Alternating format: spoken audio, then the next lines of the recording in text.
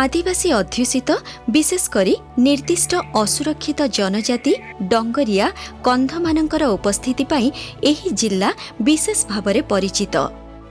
एबे एहार अन्य एक बलिष्ठ परिचय हेला चाष पाई विपुल जलसेचनर व्यवस्था। आगे आम असुविधा करोला हेले वर्षा हेले होतिला चाष नहेले नाई। पद्मपुर ब्लॉकर डेरिंगा पंचायतर कर्णपाड़े 6 गोटी उठा जलसेचन प्रकल्प 11 लाख टंका व्यय कार्यकारी करा जाई 10 जन हिताधिकारी को जलसेचनर सुविधा जोगाई दिया जाउछि। एबे पिला मन को भी सेठरो तास करी पड़े पारुछि बोर पानी हेलारु हमको शांति टिके होउछि सुविधा करला जे बहुत ताकू धन्यवाद होइना।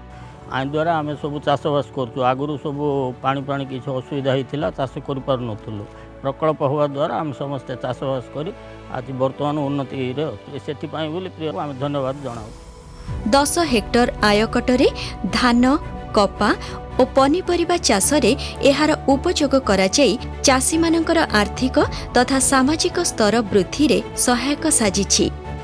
एथि सहित विषम कटक ब्लॉक रो विषम कटक पंचायतर विषम कटक गाँव रो 4 जन हिताधिकारी को गभीर नलकूप प्रदान करा जाइछि।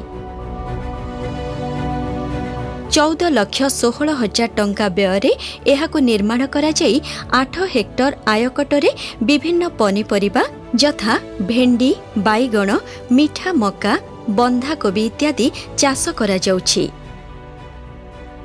धान चाष प्रथम बापा माने करथिले बे पनीपरिबा चाष आमे नुआके आरंभ करूछु। पानी सुविधा हेबा जोगु आमे बहुत भलो चाष रे उपकृत होछु। मोर ओडिसा सरकार आमे बहुत बहुत धन्यवाद जनाउछु। काजू बादाम गछ तो आगुरु लागितिला बोरवेल हेला परे सपुरी गछ लगेली ए बोर हेतिबारु बहुत सुविधा हेई पारुछि।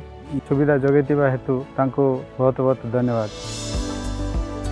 चाषी एबे चाष करिबा पई केवल वर्षा को नै रहु नाही बरम वर्ष सारा से चाष करी निजर आर्थिक स्वतंत्रता बजाय रखिबा सह राज्यर अर्थनीति रे करूछि बलिष्ठ सहयोग। एकीकरण लक्ष्य को साधन करिबा पई सदा सर्वदा चेष्टारत ओडिशा उठा जलसेचन निगम।